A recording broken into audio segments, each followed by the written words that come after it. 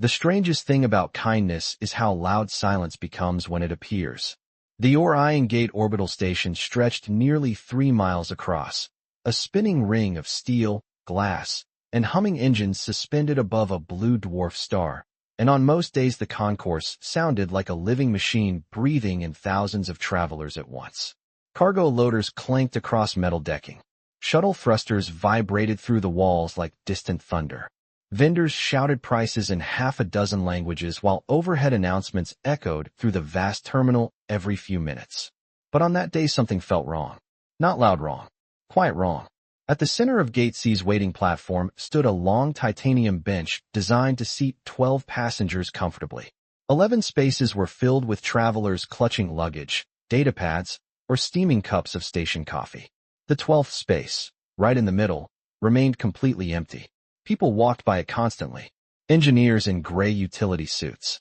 Diplomats in shimmering robes. Families carrying backpacks and travel crates. They slowed down for half a second, glanced at the bench, then kept walking as if some invisible wall blocked the space beside it. Because someone was already sitting there. The alien woman looked almost statuesque in the cold station lighting, her turquoise skin catching the pale glow from the overhead panels. Silver hair flowed down past her shoulders like liquid starlight, contrasting sharply with the dark mechanical frame resting beside her legs. The exoskeleton was clearly damaged.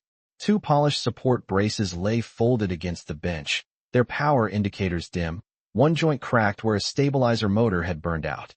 Without the frame, her legs remained still beneath a long charcoal cloak that draped neatly over the bench.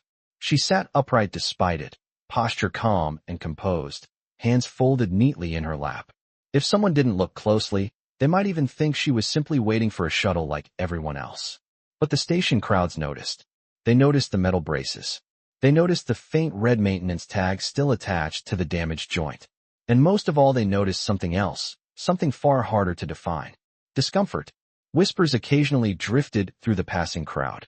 Not loud enough to cause trouble, but just enough to travel through the air like static. Some passengers stared openly for a moment before looking away. Others avoided the bench entirely, choosing to stand rather than occupy the empty space. Beside her, one child tugged on his father's sleeve and pointed, only for the man to gently guide the boy in another direction without saying a word. Through all of it, the alien woman remained still. Her golden eyes followed the movement of ships beyond the wide viewing glass, where shuttles drifted in slow formation across the black sky. Every few minutes the deep vibration of a docking engine rolled through the station floor. But she didn't flinch. She didn't sigh. She didn't speak. It was as if she had learned long ago that the easiest way to survive a crowd was to become invisible inside it. The bench stayed half empty. 10 minutes passed. Then 20. Then nearly 40. And not a single person sat beside her. The station clock above Gate C ticked past another departure window as Orion Gate continued its endless rhythm of arrivals and departures, engines humming through the structure like a steady heartbeat. Travelers came and went in waves, dragging wheeled luggage across the metal floor, while automated cargo drones glided silently overhead, carrying sealed containers toward distant docking rings. Through the enormous viewing glass, the black vacuum of space stretched forever, broken only by the slow glow of shuttle engines maneuvering toward their assigned bays. In the middle of all that movement, the alien woman remained exactly where she had been for nearly an hour. The damaged exoskeleton frame still rested beside her, its brushed metal joints reflecting the station lights in dull silver lines. The faint red maintenance tag attached to the cracked stabilizer arm swayed slightly each time a nearby shuttle engaged its docking thrusters. It was a small detail, but people noticed it. They noticed the broken machine. They noticed the woman who could not use it. And they continued to pretend that neither existed. A pair of traders carrying polished alloy briefcases approached the bench and slowed when they saw the empty space beside her. One of them hesitated for a moment as if considering the seat. Then his partner leaned closer and whispered something under his breath. The first man nodded quickly, and both of them moved on without sitting down. A few minutes later, a group of university students crossed the concourse laughing loudly about a tournament broadcast they had just watched on a hollow display. Their voices faded the moment they reached the bench. One student glanced toward the alien woman, noticed the folded exoskeleton frame, and quietly guided the group toward another row of seating across the platform. No one explained why. No one needed to. The message traveled through the crowd the same way it always did, silent and efficient. Some travelers stood against the far wall rather than occupy the empty place beside her. Others checked their wrist communicators and pretended they were too busy to notice the open seat. The alien woman did not react to any of it. Her gaze remained focused on the docking corridor beyond the glass, where a transport shuttle slowly rotated into position 300 yards away. The reflection of the star outside shimmered faintly in her golden eyes. If the whispers reached her ears, she gave no sign. Her posture remained calm, composed, almost regal despite the quiet isolation surrounding her. Somewhere behind the food kiosks, a coffee machine hissed loudly, releasing a cloud of steam that carried the bitter scent of roasted beans through the terminal air. The smell drifted across the platform and mixed with the metallic tang of coolant lines running beneath the floor panels. Overhead speakers chimed with another calm announcement reminding passengers that Shuttle 17 bound for the outer mining colonies would begin boarding in 15 minutes. People shifted. Bags were lifted. Conversations resumed. Yet the empty space on the bench remained untouched, as though the station itself had drawn a circle around it that no one wished to cross. The alien woman waited in the center of that invisible boundary, hands folded neatly together, eyes steady on the ships outside, as Orion Gate continued to move around her like a river flowing past a stone. The sound reached the concourse before the man did. Heavy work boots striking metal flooring with the dull rhythm of someone who had spent the entire day standing. Each step carried the faint scrape of tired weight shifting from heel to toe. Daniel Carter did not look like someone who belonged in the polished passenger terminal of Orion Gate. His gray cargo engineer uniform was smudged with streaks of machine oil along the sleeves. A small toolkit hung from his shoulder strap, knocking softly against his hip as he walked. The smell of coolant and warm metal followed him like a second shadow.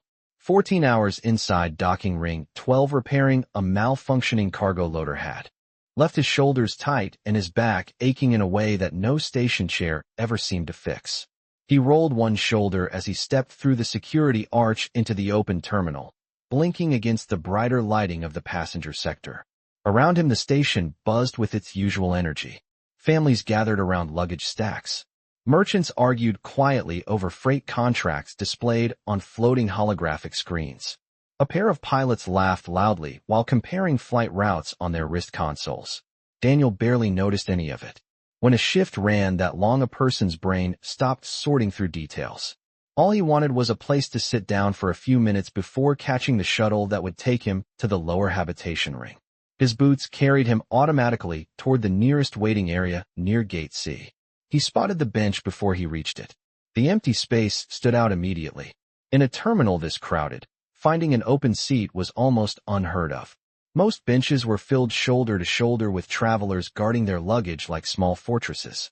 Yet right in the middle of the concourse sat a row of seats with one place completely open. Daniel slowed slightly, squinting at the odd gap as he approached. That was when he noticed the alien woman sitting there. Her turquoise skin reflected the overhead lights with a soft glow, and her silver hair rested neatly over the dark cloak covering her shoulders. For a brief moment Daniel assumed the empty seat existed simply because travelers felt uncomfortable sitting next to someone unfamiliar. That happened sometimes on mixed-species stations. But then his eyes moved downward. The mechanical frame beside her was impossible to miss once he saw it clearly. The exoskeleton braces rested against the bench like folded wings made of steel. One stabilizer arm showed a clear fracture near the joint, and a maintenance tag hung from the damaged hinge. Daniel had repaired enough cargo equipment to recognize a broken actuator when he saw one. The device was not functional. Without it, walking would be difficult for anyone who relied on that kind of support system. Suddenly the empty seat made more sense. Daniel glanced around the concourse again. People were still moving past the bench, but now he noticed the pattern that had escaped him at first glance. Travelers approached the row of seats, noticed the woman and the broken exoskeleton, then quietly continued walking as if they had suddenly remembered somewhere else to be. No one said anything. No one pointed. The avoidance was smooth and practiced. Like a rule, everyone understood without speaking it out loud. Daniel stood there for a second longer, watching the crowd flow around that single empty space. His tired brain tried to process it, but mostly he just felt the dull pressure in his lower back, reminding him that standing any longer would make the ride home miserable. So he did the simplest thing his body wanted to do. He stepped forward, turned, and lowered himself into the empty seat beside her with a slow exhale of relief as his boots finally left the weight of the station floor. The moment Daniel Carter settled onto the bench, the change in the terminal atmosphere was subtle but unmistakable. It was not loud. No alarms sounded. No one shouted. Yet the movement of the crowd around Gate C shifted in a way that felt almost physical, like a quiet ripple moving across the surface of water. Conversations nearby softened. A pair of travelers who had been walking toward the bench slowed their steps, their eyes flicking briefly toward Daniel and the alien woman before they quietly changed direction and continued toward another row of seats further down the concourse. Daniel did not notice any of that at first. He leaned forward slightly, resting his forearms on his knees as he let out a long breath that carried the fatigue of an entire shift. The dull ache in his back loosened a little now that he was off his feet. His boots stretched out in front of him, the metal toes catching reflections from the overhead station lights. The scent of roasted coffee and warm circuitry drifted through the air from the nearby vendor stands, mixing with the cool recycled oxygen that always carried a faint metallic taste inside orbital stations. For a few seconds he simply sat there, staring through the massive viewing glass that stretched across the far wall of the terminal. Beyond the glass, a transport shuttle glided slowly into alignment with docking arm 9, its maneuvering thrusters glowing softly against the endless black of space. Daniel watched the tiny bursts of light as the shuttle adjusted its position, the movement calm and precise. It reminded him of the cargo loaders he worked on all day, except those machines usually complained loudly when something went wrong. The alien woman beside him had not moved when he sat down. She remained perfectly still, hands folded neatly in her lap. Up close, Daniel could see the faint shimmer of her turquoise skin beneath the station lighting, almost like the surface of calm water reflecting distant stars. Her silver hair rested over one shoulder, catching tiny flashes of white light each time someone walked past with a bright datapad screen. The broken exoskeleton frame remained beside the bench, its damaged joint clearly visible now that he sat only a few inches away. Daniel glanced at it again out of habit. Years of repair work had trained his eyes to analyze mechanical problems automatically. The stabilizer actuator was cracked near the pivot ring. The power conduit feeding the knee joint had burned out completely.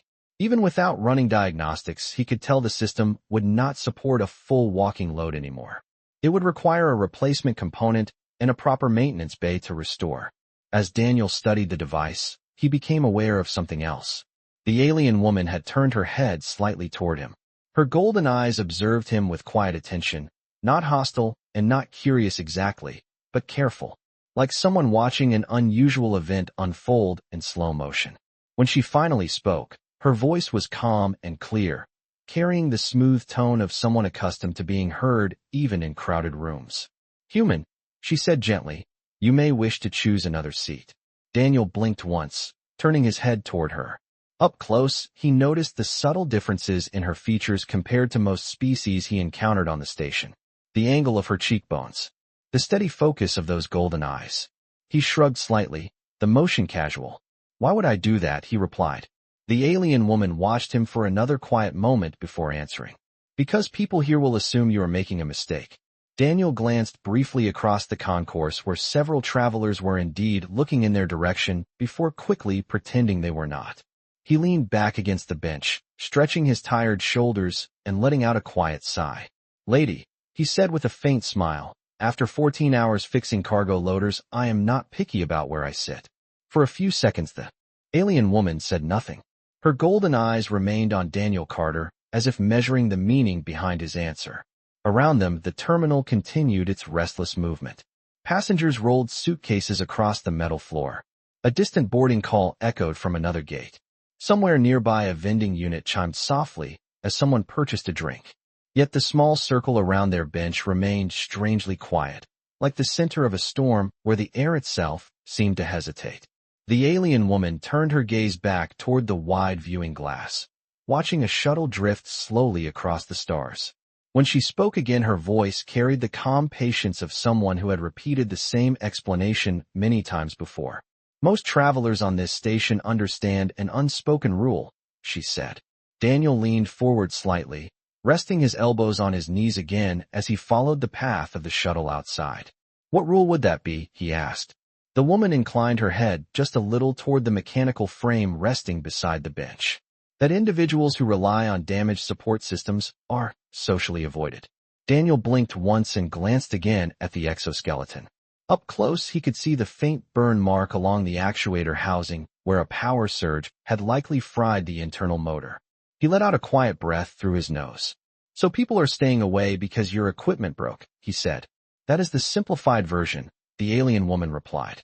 Daniel leaned back again, crossing one boot over the other as he stretched his legs out in front of him.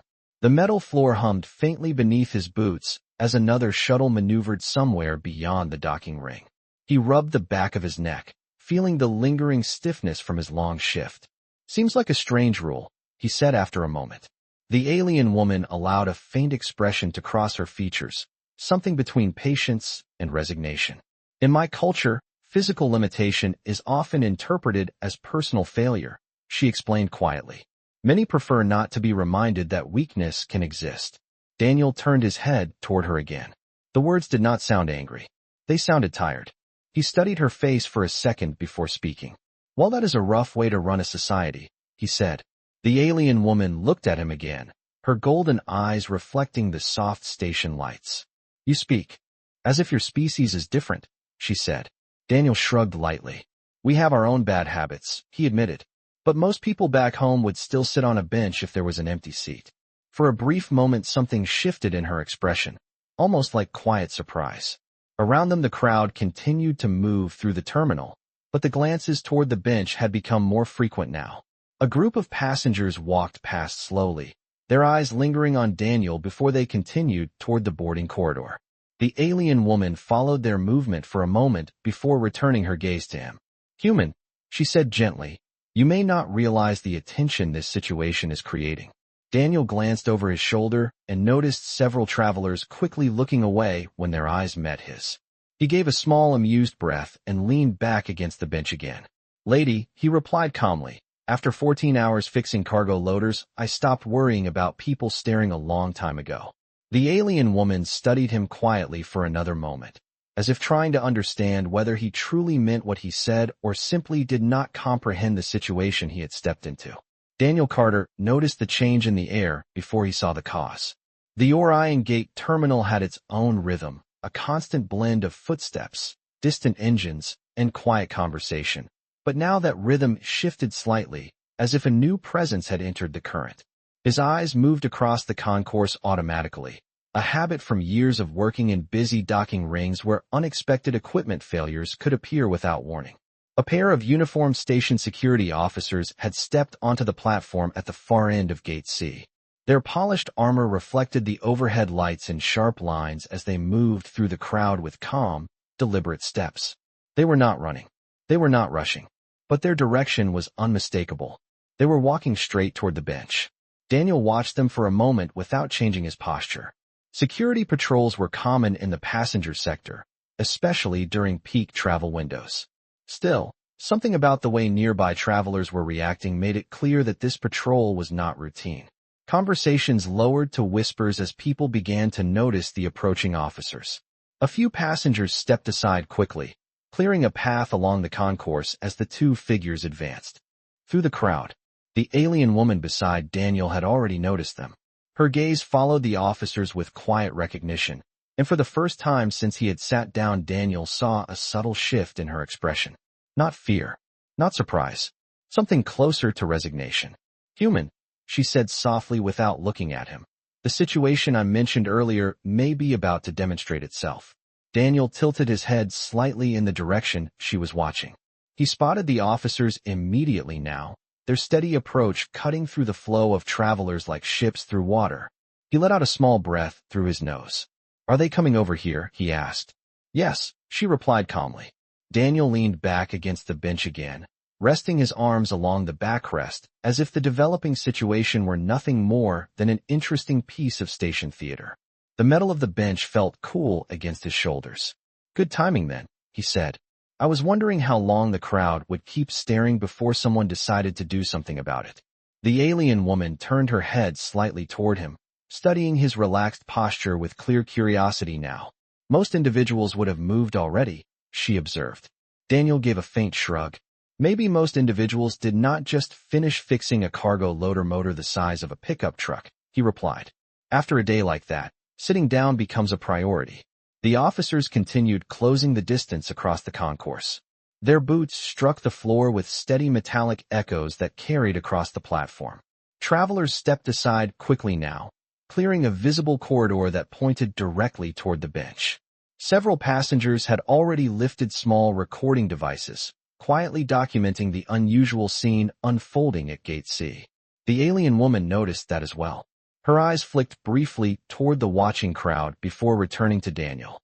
"You still have time to stand and walk away before they arrive," she said gently. Daniel followed her gaze toward the approaching officers again. They were perhaps 20 yards away now, close enough that he could see the faint blue insignia glowing on their chest plates. He exhaled slowly and shook his head once. "Lady," he said with a calm half-smile, "I just found the only empty seat in this entire terminal. I am not giving it up that easily." The two security officers stopped 3 feet in front of the bench. Their polished boots rested firmly on the metal floor, and the soft hum of their suit systems blended with the distant sound of docking thrusters outside the viewing glass. For a brief moment, none of them spoke. The crowd around Gate C had grown noticeably quieter, as if the entire terminal had leaned slightly closer to watch what would happen next. Daniel Carter remained seated exactly where he was, shoulders relaxed against the cool metal backrest of the bench. One boot rested casually over the other, his grease-stained engineer uniform standing in sharp contrast to the clean armor plates of the officers facing him. The alien woman beside him sat just as calmly as before, her hands folded neatly in her lap, silver hair catching the pale glow of the station lights. The taller officer glanced first at the mechanical exoskeleton frame beside the bench, his gaze lingering for a moment on the fractured stabilizer joint. Then his eyes moved to Daniel. "Sir," he said in a steady voice that carried the practiced calm of someone used to giving instructions in crowded places, "we have received reports regarding a disturbance at this seating area." Daniel tilted his head slightly, as if considering the statement. "A disturbance," he repeated mildly. The officer nodded once. "Several passengers have indicated that your presence here may be creating unnecessary tension in the terminal." Daniel glanced briefly over his shoulder. A dozen people immediately pretended to be studying their luggage or checking messages on their wrist communicators. A faint smile touched the corner of his mouth before he looked back at the officers. "That is interesting," he said. "I thought I was just sitting down." The second officer shifted slightly, his stance firm but not aggressive. "Sir, the issue is not the act of sitting," he explained carefully. "The situation involves the individual beside you." Daniel followed the direction of the officer's gaze toward the alien woman. She remained silent, her golden eyes calm as they observed the exchange. The first officer continued speaking. "Orion Gate maintains cultural accommodation guidelines for visiting species. In certain cases, those guidelines recommend maintaining respectful distance when individuals are experiencing mechanical dependency failure." Daniel blinked slowly. "That sounds like a very complicated way of saying people do not want to sit near her because her equipment broke," he said. The officers exchanged a brief glance. The taller one cleared his throat lightly. "It is intended to prevent social conflict between species," he replied. Daniel leaned forward slightly, resting his forearms on his knees again as he studied the officers with quiet curiosity. "Let me see if I understand this," he said. "People complained because I sat down on an empty bench." The officer hesitated for half a second before answering. "Yes, sir." Daniel nodded once, absorbing the explanation as if it were a piece of information about a faulty machine. Then he leaned back again, stretching his tired shoulders against the bench. "Well," he said calmly, "after 14 hours of repairing cargo equipment, I can confirm that this bench is functioning exactly the way a bench is supposed to function."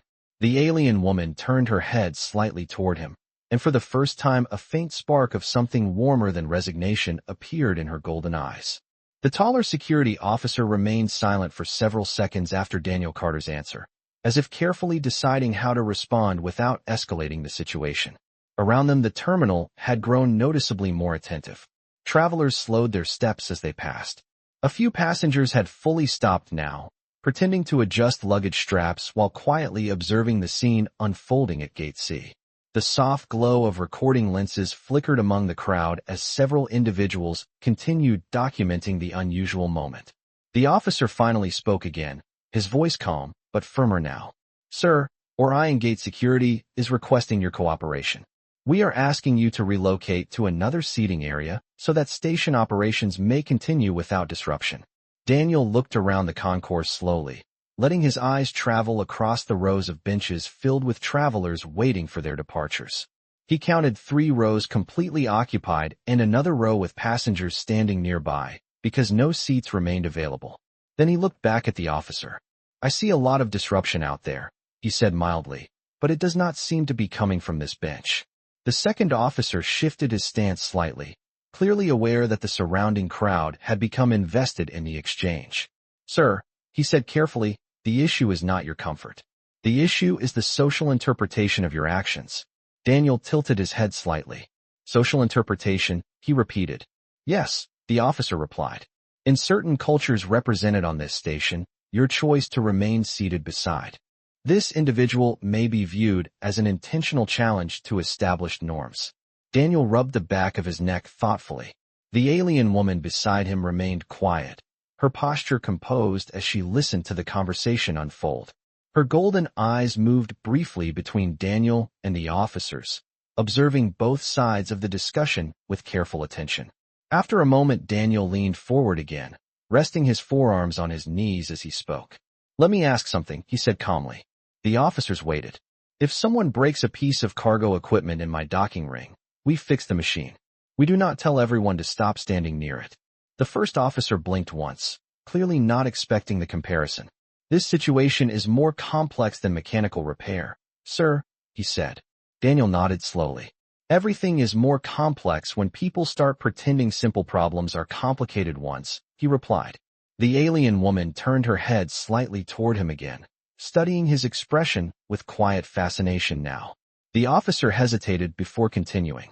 "Sir, we are simply asking you to move a few feet away. That is all." Daniel glanced at the broken exoskeleton beside the bench again.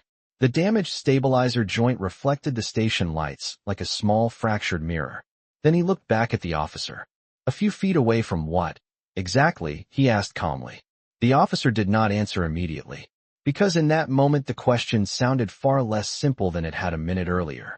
For several seconds the officer did not answer Daniel Carter's question. The quiet pause stretched across the platform like a thin wire pulled tight between 2 points. Around them the concourse had nearly stopped pretending that nothing unusual was happening. Travelers stood in loose clusters now, their attention drifting back toward the bench again and again. The low murmur of the terminal continued in the background, but it felt distant compared to the focused silence surrounding the small group at Gate C. The alien woman beside Daniel had not moved during the exchange. Her hands remained folded in her lap, but her golden eyes were now watching the officers carefully, observing their hesitation. The taller officer finally drew a slow breath before speaking again. "Sir," he said, "this is not a disciplinary action. We are attempting to maintain station harmony." Daniel nodded slightly, as if the explanation made perfect sense. "Harmony is a good thing," he replied calmly. "I fix machines for a living. Machines run best when everything works together." The officer looked faintly relieved by the response until Daniel continued speaking. "But harmony also means you repair the part that is broken instead of pretending the rest of the system is the problem." A faint ripple moved through the nearby crowd as a few listeners quietly reacted to the comment. The officer shifted his weight slightly. "The situation here involves cultural expectations," he said carefully. Daniel glanced at the alien woman beside him again before answering. "She looks pretty calm to me," he said. The officer hesitated. The alien woman spoke for the first time since the officers had arrived. Her voice was soft but clear enough to carry across the small circle of silence around the bench. "Human," she said gently. You should understand that my presence here creates discomfort for many species represented on this station. Daniel looked at her with quiet curiosity. Your presence or the broken equipment beside you? He asked. The alien woman considered the question for a moment before answering. In my society, both are considered the same thing. Daniel exhaled slowly through his nose, leaning forward slightly as he rested his hands together between his knees. That seems like a design flaw in the system, he said thoughtfully. The officers exchanged another glance, clearly aware that the conversation had drifted far beyond the simple request they had intended to make. The crowd around the bench had grown even larger now, with passengers quietly watching from several rows away. Daniel lifted his head again and looked directly at the taller officer. Let me ask you something, he said. The officer nodded cautiously. If someone sitting here was injured and needed help walking to their shuttle, would your station security assist them? Of course, the officer replied immediately. That is part of our responsibility. Daniel gave a small nod. Good, he said. Because from where I am sitting, it looks like the only thing she needs right now is a place to sit while she waits for her ride. The alien woman turned her head slowly toward him again, and the faint spark in her golden eyes grew brighter, as if something long buried beneath quiet patience had just been acknowledged. The silence after Daniel Carter's words lingered longer than anyone expected. Even the constant background sounds of Orion Gate seemed to soften for a moment, as if the station itself had paused to hear the answer that had not yet been given.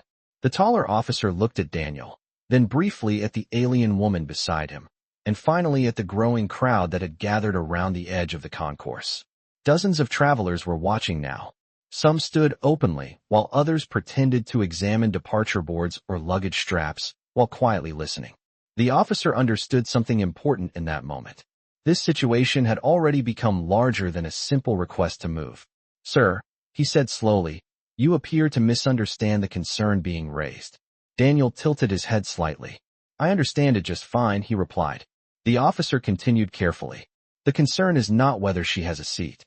The concern is the reaction your presence is creating among other passengers.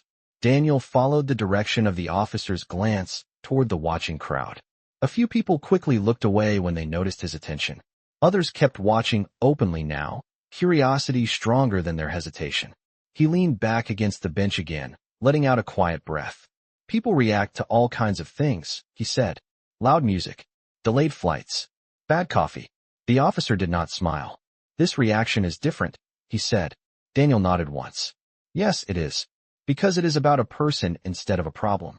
The alien woman beside him listened silently, her eyes steady on the officer's as if measuring each word carefully. The officer hesitated again before speaking. Sir, if this continues we may be required to relocate the area entirely.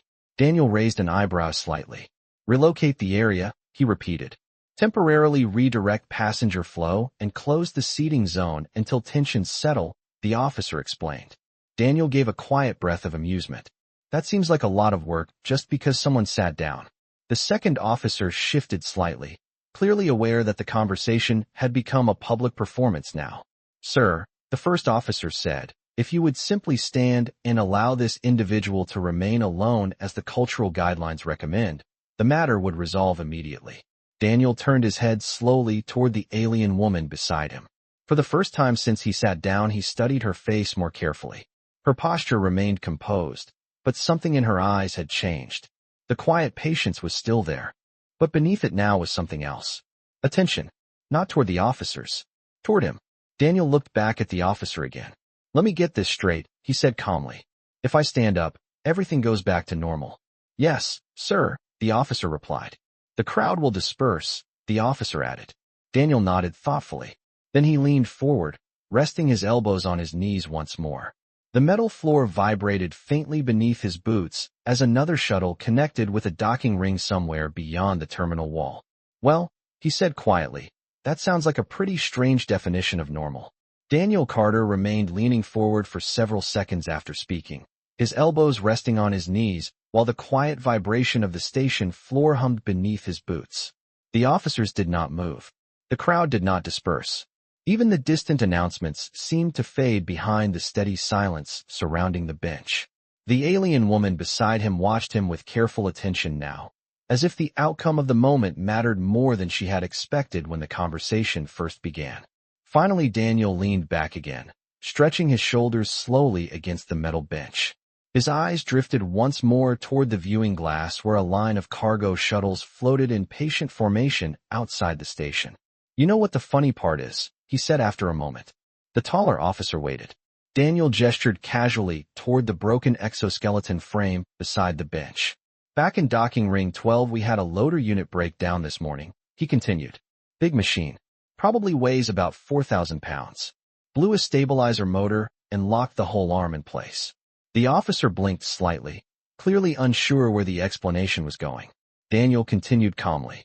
Half the crew gathered around it trying to figure out what went wrong. Nobody refused to stand near it because it was broken.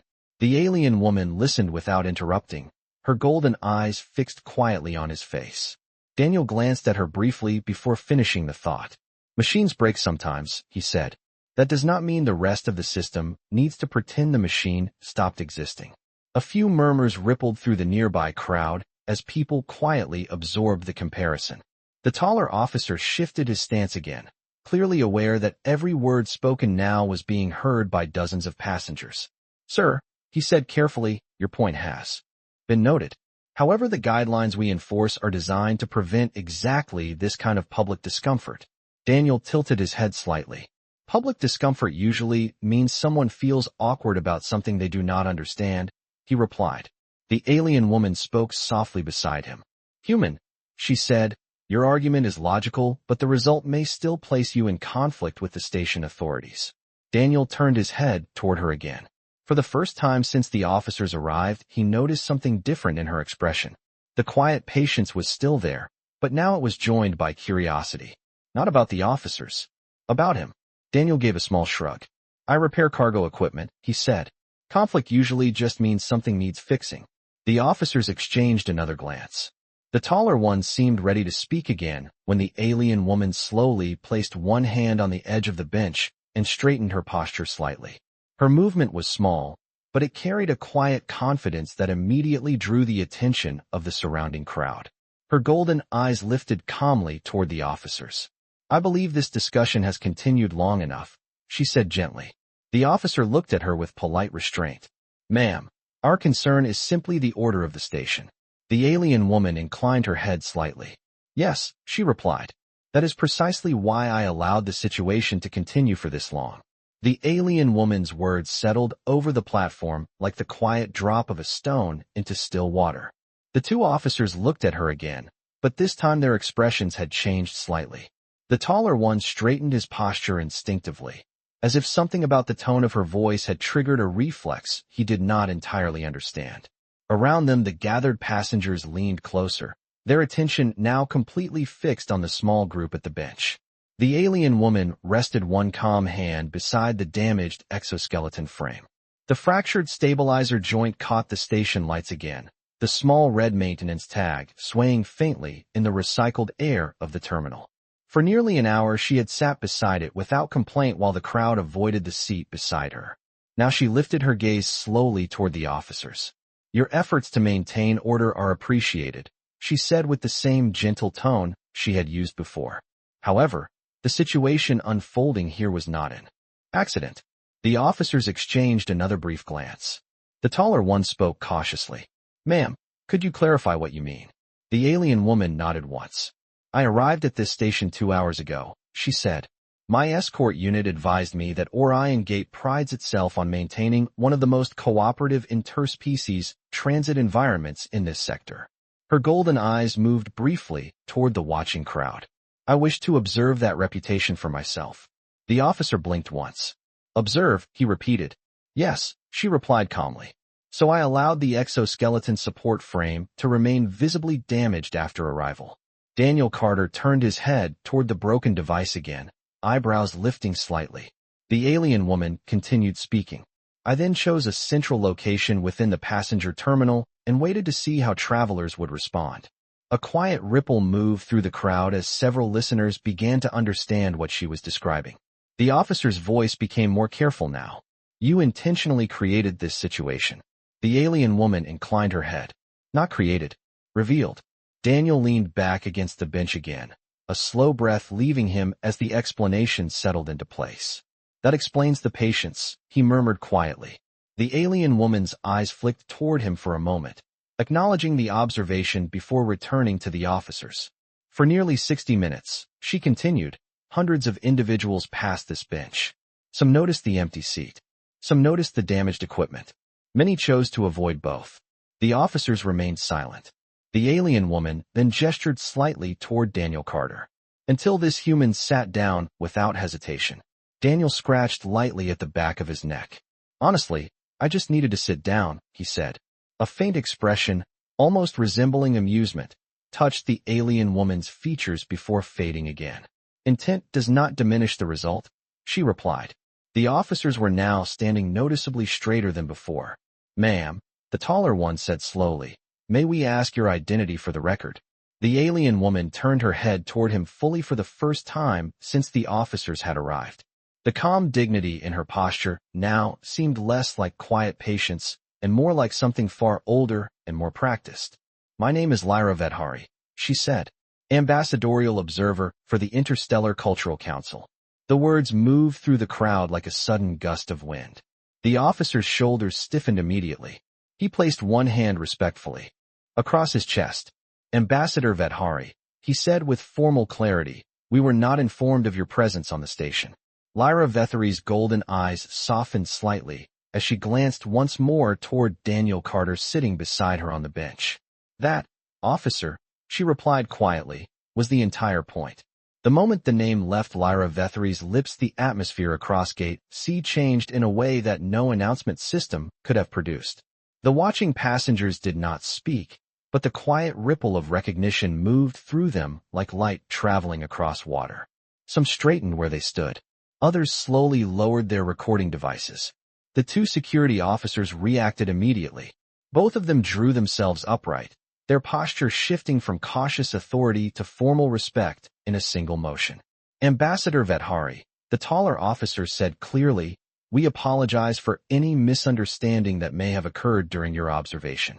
Lyra inclined her head slightly, her silver hair catching the glow of the overhead station lights. There is no misunderstanding, officer, she replied calmly. Everything I needed to observe has already occurred. Her golden eyes moved slowly across the gathered passengers. Many of them now stood very still, aware that they had become part of the observation she described. The crowd that had once avoided the bench was now carefully attentive to every word spoken beside it. Lyra turned her gaze back to the officer. Cultural harmony is often described in reports and policy statements, she said, but harmony cannot be measured by documents. It can only be measured by ordinary moments. Daniel Carter remained seated beside her, watching the exchange with the relaxed curiosity of someone who had accidentally walked into a conversation far above his usual pay grade. He scratched lightly at the back of his neck again. So this whole thing was basically a social experiment, he said quietly. Lyra glanced at him, and for the first time the calm dignity in her expression softened into something warmer. Observation, she corrected gently. Daniel gave a small nod. Fair enough, he replied. The taller officer spoke again. Ambassador, we will immediately clear the surrounding area if you wish to continue your transit in privacy. Lyra shook her head slowly. That will not be necessary. She placed one hand lightly on the damaged exoskeleton beside the bench. The fractured stabilizer joint emitted a faint click as a small internal actuator adjusted itself. A quiet hum followed as the support frame powered on, the red maintenance tag slipping free as the device completed its self-diagnostic cycle. Daniel raised his eyebrows slightly as the once broken frame straightened itself smoothly. I had a feeling that machine looked a little too clean to be completely dead, he said. Lyra stood carefully as the exoskeleton locked into place, the polished supports aligning with quiet mechanical precision. The crowd watched in complete silence as she rose to her full height. When she looked down at Daniel again, her expression carried a quiet sincerity. Hundreds of individuals passed this bench today, she said. Most followed expectation. You followed instinct. Daniel shrugged slightly. Honestly, I just wanted to sit down. Lyra smiled faintly. Intent does not diminish kindness, she said. The boarding announcement for Shuttle 17 echoed softly through the terminal, breaking the long stillness. Passengers slowly began moving again as the moment released its hold on the concourse. Lyra extended a graceful hand toward Daniel. "Human Daniel Carter," she said, "the Council values individuals who act without calculation." Daniel looked at the offered hand, then shook it with a slightly awkward grin. "Well, Ambassador," he replied, "if you ever need someone to fix that exoskeleton for real, docking ring 12 is where you will find me."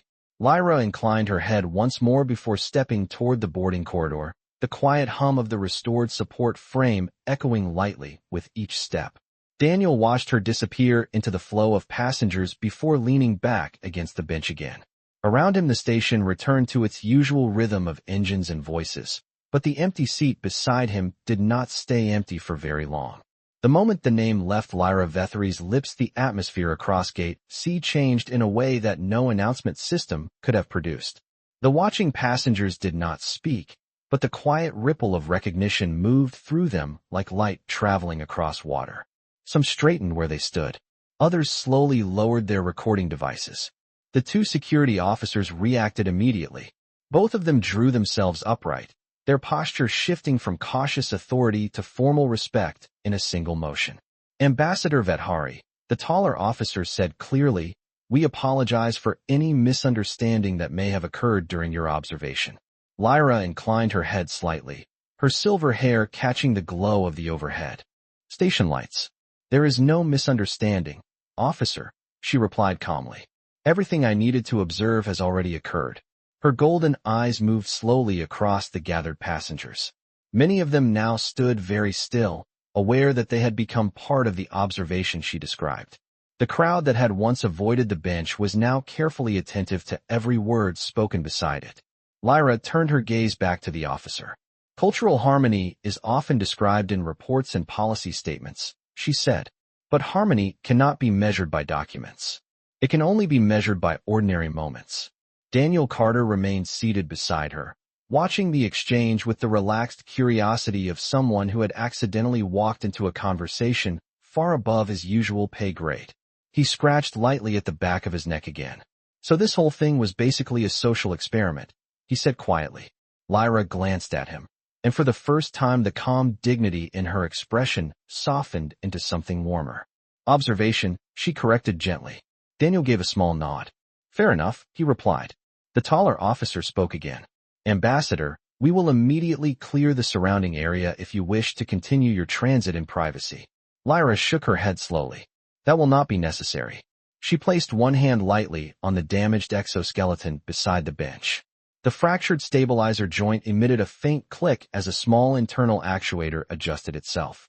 A quiet hum followed as the support frame powered on, the red maintenance tag slipping free as the device completed its self-diagnostic cycle. Daniel raised his eyebrows slightly as the once broken frame straightened itself smoothly. "I had a feeling that machine looked a little too clean to be completely dead," he said. Lyra stood carefully as the exoskeleton locked into place, the polished supports aligning with quiet mechanical precision. The crowd watched in complete silence as she rose to her full height. When she looked down at Daniel again, her expression carried a quiet sincerity. "Hundreds of individuals passed this bench today," she said. "Most followed expectation. You followed instinct." Daniel shrugged slightly. "Honestly, I just wanted to sit down." Lyra smiled faintly. "Intent does not diminish kindness," she said. The boarding announcement for Shuttle 17 echoed softly through the terminal, breaking the long stillness. Passengers slowly began moving again as the moment released its hold on the concourse. Lyra extended a graceful hand toward Daniel. "Human Daniel Carter," she said, "the Council values individuals who act without calculation." Daniel looked at the offered hand, then shook it with a slightly awkward grin. "Well, Ambassador," he replied, "if you ever need someone to fix that exoskeleton for real, docking ring 12 is where you will find me." Lyra inclined her head once more before stepping toward the boarding corridor, the quiet hum of the restored support frame echoing lightly with each step. Daniel watched her disappear into the flow of passengers before leaning back against the bench again. Around him the station returned to its usual rhythm of engines and voices, but the empty seat beside him did not stay empty for very long.